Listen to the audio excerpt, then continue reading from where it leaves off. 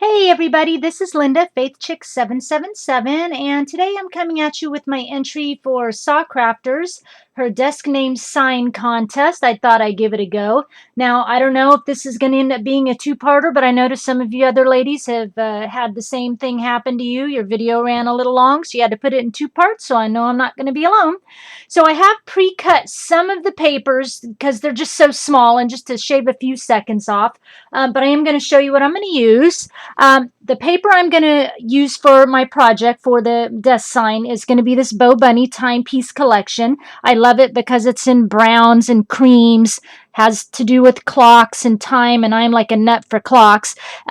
So the papers I have chosen is this one here, and then I headed on over to this one that everyone, we all seem to like with the door on it. And then I needed just a little bit of red in my project. And then I always love to pair a couple of hopefully stripes and polka dots if I can find it. So this is the stripe I'm going to be using. And then the polka dot is this one here. Okay, so let's get started. The first thing I've done is I picked up this cute wooden easel from a garage sale, and I really like the integrity of it already, but I will kind of ink it up just a little bit. I'm going to use my chestnut Roan is what it's called, color box chalk ink, and I want it to stay pretty much the color it is, but I'll just add a little bit of brown because the colors I'm going to be using are so dark. The color of this natural easel is going to help offset kind of the darkness. So I'm going to rub a little bit on here, although you may not be real noticeable on the project itself, but we'll just give it a little go and add a few little things here and roughing it up a little bit. Okay, got that done. And then for my sign, I'm actually going to use these two pieces here. These are like little wood coasters. They came out of a coaster set. I had two extra pieces, so I'm going to just use these because I will fasten them together. So the first thing I'm going to do on these, I like the lightness of the color to help offset the dark ones, just like on the easel, the dark colors on the paper. But I do want to just kind of ink it up a little bit. And I'll grab this other one and ink it up. Okay, get that easel out of the way. And the two papers I already cut, I'm going to use this door on the left, and then I'm going to use a little bit of this with this cute little writing and stuff on the right. And I'm going to switch on over to my chestnut. Actually, let me see. I'm going to go on the other side. I think I'm going to use this chestnut versus the dark brown on the other side of this easel, I think. It's going to stay a little bit lighter, so I'm going to change that up a little bit. Okay, and then I'm going to ink my papers.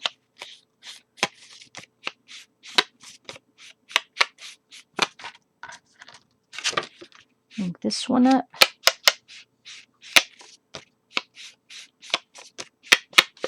And then I love to do my fake sewing, so I'm going to get that out, put that aside, grab my ink pad.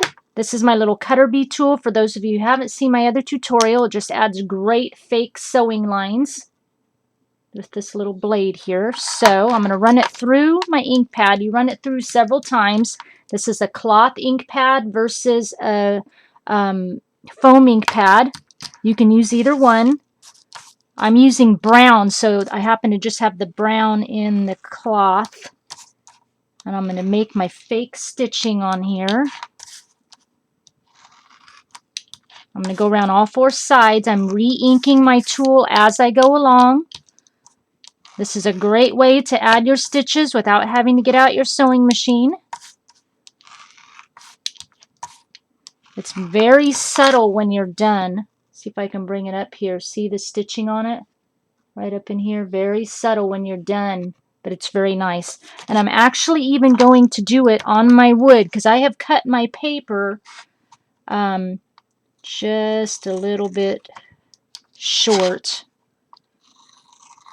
but I did that on purpose. So I'm going to do the fake sewing. This is subtle. You're probably not even going to see it from the finished project, you know, from the camera angle.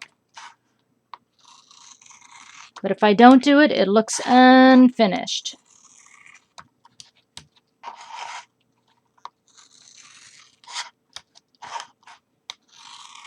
Okay, we'll put that aside because we're going to use that in a little bit. Now, I'm going to put some holes in my coasters because up in the corners, because I'm going, when I put it on my easel here, and it's going to be hard to see, when I put it on my easel, I'm actually going to act like I am hanging it from this tip top here, even though it really is sitting on this ledge. So I'm going to get out my Crop-A-Dile Big Bite. This is great for if you need to put a little extra muscle into it. Now, I've never gone through this wood before, so this is going to be a test run. And I want the little bit bigger. There we go. I'll change this over back for the bigger hole punch. And I've kind of already marked my holes. Now, I want to put my holes in the wood first before I glue my paper down, because if, you know, you glue your paper down and then it's not quite dry, the paper moves a little bit or it gets kind of wrinkled up in there. So I put my holes first, then glue my paper down, and then re-hole again through the hole already made, and then go through the paper and make a nice clean cut. But first off, we're even going to see if this is going to work, and I'm hoping it is because I really need it to work. So I want to get it right about here. All right, ladies, here's the test. I got to put a little muscle into it. Come on, let's go through the wood. I'm going to move my light just a little bit here. Ha! Look at it, made it. That big bite went right through that wood. I had to put a little muscle in it, but it worked. Yippee! Okay, now I'm going to grab my pencil and I'm going to mark my hole on this other side because I want it to be in, you know, opposite corners. Boy, I had to put some muscle in that one. I love this big bite. I don't use it often because I will usually grab out my little handheld Crop-A-Dile, but like I said, when you got to put a little muscle into it. Woo! Sorry, ladies, that's a big pounder. Man, oh man, I am so excited it went through. Yay! Okay, now we can glue our paper. So, I'm going to glue this side down first.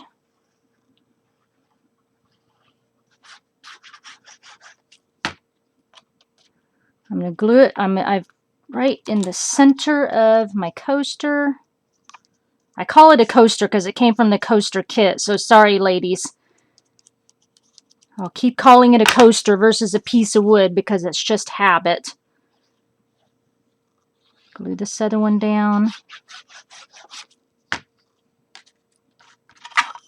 And I can already see by my time this will end up being a 2-part tutorial. That's okay.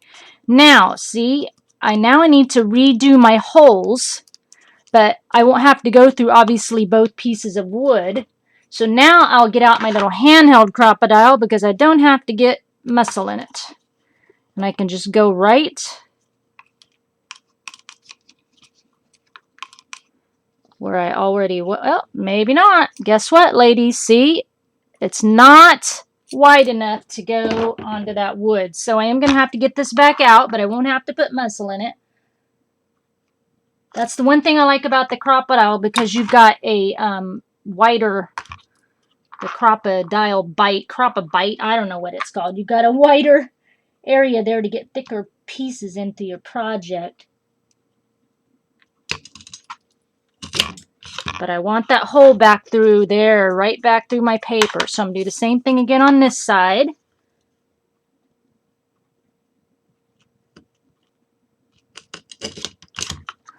Perfect. Right. That's awesome. Okay. Now, on this left side, I want to add this cute little postcard cardstock chipboard thing that I got out of the Tim Holtz collection, out of this salvage stickers, this little chipboard stickers. So I pulled out this cute little postcard out of it, and I'm going to just ink it up a little bit This is just going to, you know, give me a little decoration. And then I do want to add my little sewing on it as well. I want to make it look vintage and used. I'll just stick it down on here because that's okay. It's going to be real subtle. The camera probably won't pick up the end project. Okay. And then I'm just going to kind of stick it right about on here like that. Just giving it that little bit of just a vintage look. Now on this left side, I'm going to add a cute covered clothespin. Now I got this idea from Arlene, Butterfly Kisses. She did it for a project for the I Am Roses design team. I have the old clothespin. I don't have the cute rounded knob one, but it's actually going to work for me because I want something to hang off this edge like this. So the first thing I want to do, I'm not going to ink it. I want to keep the wood just old and gunky like it is. But I do want to add like a little stamping on it. So I've got this stamp here with the little script on it. So I'm just going to add, I'm going to go this corner right here and see if I can't just add a little bit of script to it and see if it's even going to be, oh, there it is. Look, just a little bit of like script on it. And this is just where the edges will show that the lace that I'm going to wrap around this clothespin doesn't necessarily cover. I'm going to do both sides. And then maybe just kind of the side this way,